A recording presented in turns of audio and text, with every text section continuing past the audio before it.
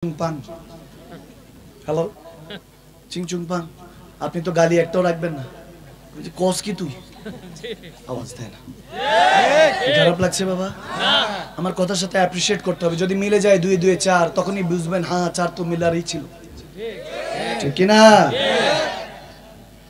এখন চাইনিজ মানুষকে যদি চাইনিজ মানুষ ফোন দেয় চিংচুং পাং বলবে হ্যাঁ চাংচুং চিং তারা দুজন নরমাল কারণ তারা ভাষা বুঝে আপনি ইমাম সাহেব খতিব সাহেবের পিছনে নামাজ পড়ছেন একা একা নামাজ পড়ছেন সূরাতুল ফাতিহা থেকে সিজদা পর্যন্ত অর্থই জানেন না প্রেম হবে কিভাবে 10টা সূরা জানলে 10টা সূরা অর্থ জানতে হবে যখন অর্থ জানবেন তাফসীর হলে বলবেন ও আচ্ছা আমার আল্লাহ আমার জন্য এটা বলেছে সুবহানাল্লাহ আল্লাহু আকবার আমাকে একজন ফোন দিল হুজুর চায়নাতে যাচ্ছে আমি বললাম যেখান থেকে করোনা আসছে ওখানে কোন দুঃখে যাচ্ছ বাবা হুজুর ইনকাম করতে ফুলুস বললাম হ্যাঁ এই পেটের দায়ে পুরুষরা তো কোথা থেকে কোথায় যায় আসলে পুরুষই জানে পুরুষরা সকালবেলা ঘুমের থেকে উঠার সাথে সাথে মাথার মধ্যে টেনশন পরিবার কি নিয়ে এই পুরুষই সার্টিফিকেট অর্জন করে যদি টাকা না থাকে পুরুষকে যত ডিগ্রি অর্জন করুক বেকার বলে সমাজ গালি দেয় তখন পাড়ি জমাতে হয় বিদেশে ভিটাবাটি বিক্রি করে মা মরে যায় বাবা মরে যায় কয়েকদিন আগে একজন কাতার থেকে আমার এক বাবা এসেছে তার বাবা ইন্তেকাল করেছে এসে এখন হাউমাউ করে কাঁদে বাবার সাথে কত কথা ছিল বলতে পারলাম না ছেলেরা বলতে পারে না আমাদের বাঙালি ছেলেরা অনেক ভালোবাসে বাবাকে কিন্তু বলতে পারে না অনেক ভালোবাসে কিন্তু মেয়েরা বলে ফেলে মেয়েদের সব আবদার হলো বাবার কাছে আর ছেলেদের আবদার হলো মার কাছে এই সিভিলাইজেশন আমার পেয়ারা নবী শিখিয়েছেন হযরত তুফাইল রাদিয়াল্লাহু তাআলা তিনি মুসলিম শরীফে হাদিস সেখানে বলছেন যখন আমরা মক্কাতে যেতাম ইসলাম তখন আসে নাই নবীজি তখন দাওয়াত দেন নাই দেখছি এক যুবক তাগড়া যুবক যুবক তোমাদের উদ্দেশ্যে বলছি তাগড়া যুবক গলার মধ্যে রশি পেঁচিয়ে এক বৃদ্ধা মহিলাকে নিয়ে যাচ্ছে হযরত তুফাইল তখন বলতে লাগলেন এই বাবা কাকে নিয়ে যাচ্ছি সেটা কে বলে বৃদ্ধ মা কোনো কাজের না এজন্য বিক্রি করতে যাচ্ছি নাউজুবিল্লাহ পড়বেন না নাউজুবিল্লাহ চিন্তা করতে পারেন এখন গলার মধ্যে আমার হুজুরে পাক আসার আগে এই জামানা ছিল আরেকটু যদি ডিটেইলসে বলি আপনারা আরো তাজ্জুব হয়ে যাবেন বলবেন হুজুর এখন তো মনে ওই জামানা আবার রিপিট হচ্ছে ওই জামানা মনে চলে এসেছে আল্লাহ আল্লাহ আল্লাহ দুই ছেলে যদি একসাথে দাঁড়িয়ে থাকতো ওই দোস্ত কোন প্রেগন্যান্ট মহিলা গর্ভবতী যদি হেঁটে যেত বলতো দোস্ত তার পেটের মধ্যে কি বলতো একজন বলতো ছেলে একজন বলতো মেয়ে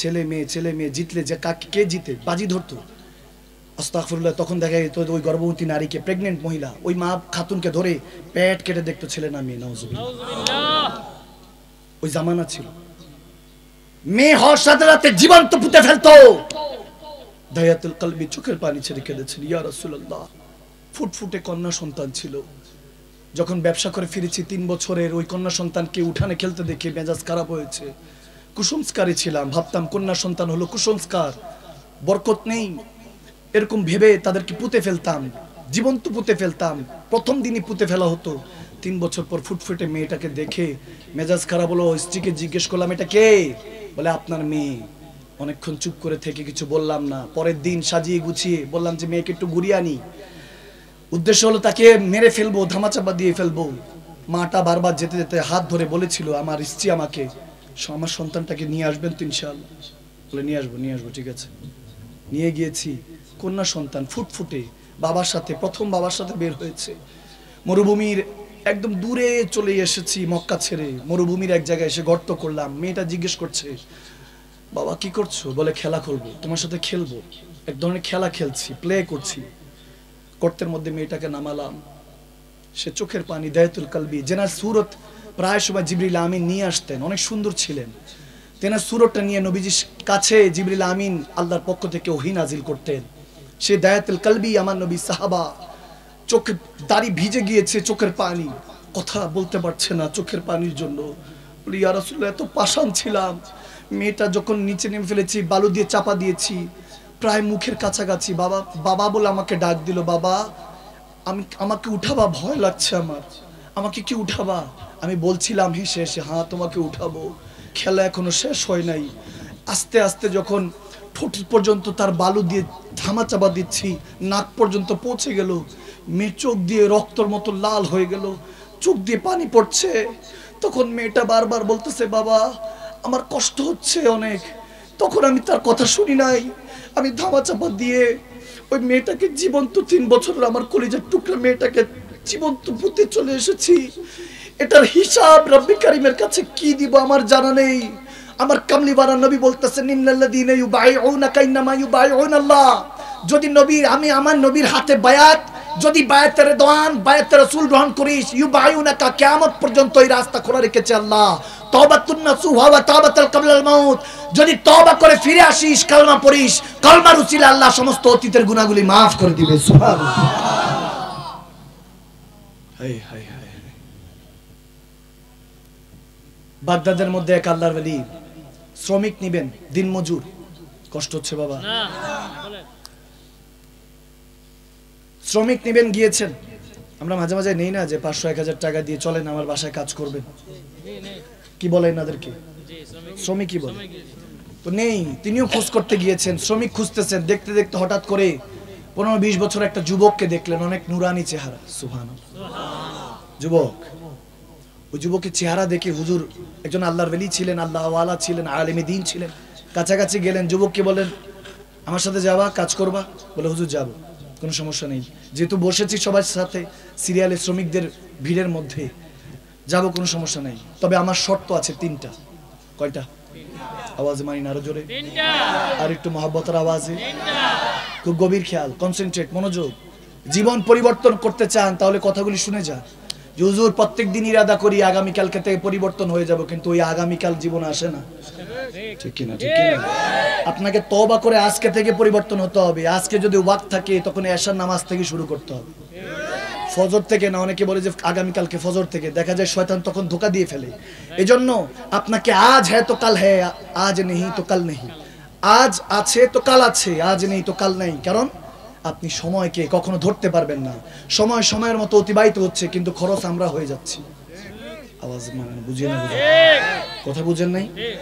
সময় সময়ের মতো, time and tide wait for none. সময় এবং স্রোত কারোর জন্য অপেক্ষা করে, আরো জোরে করে। সময় গেলে সাধন হবে না, এজন্য সময়কে প্রাধান্য দিতে হবে। ভাইরা আমার, যখন ওই যুবক বলতেছে 3টা শর্ত হুজুর, তখন আল্লাহর ওলি বলতেছে সবসময় মালিক শর্ত দেয়, আজকে শ্রমিক শর্ত। যাক, ভালো লাগলো, বলো বাবা তোমার কি শর্ত? প্রথম শর্ত হলো, এখানে যারা শ্রমিকরা আছেন, এখন শেরে খোদা আলী বলেছেন অনেক সময় শ্রমিকদেরকে আমরা দুর্বল ভাবি। মারভি হাদিস মুসলিম শরীফের শেরে খোদা আলী বলেন যারা শ্রমিক তাদেরকে রব্বে করিম তাদেরকে সিংহ উপাধি দিয়েছেন। সুবহানাল্লাহ। যারা দিনমজুর, কাজ করে খায়, পায়ের উপর পা তুলে নয়, নিজে কষ্ট করে খায়, তাদেরকে সিংহ বলা হয়েছে। সুবহানাল্লাহ পড়বেন না? সিংহ দিল তো। ওই যুবক বলতেছে 3টা শর্ত। প্রথম শর্ত হলো সবাই 4 দিরহাম নেয়, আমি 3 দিরহাম নিব। সুবহানাল্লাহ। আমার কথা বুঝেন নাই? জি বুঝছি। সবাই কত দিরহাম নেয়? 4। সব শ্রমিকটা 4 দিরহাম নেয়, আমি 3 দিরহাম নিব। তখন হুজুর তো বলতেছেন আশ্চর্য তো, সুবহানাল্লাহ, সবাই বাড়ায় না, তুমি 1 পয়সা কমাই নিবা। শর্ত মঞ্জুর। তারপরে সেকেন্ডটা কি দেখি, তারপরে বলো।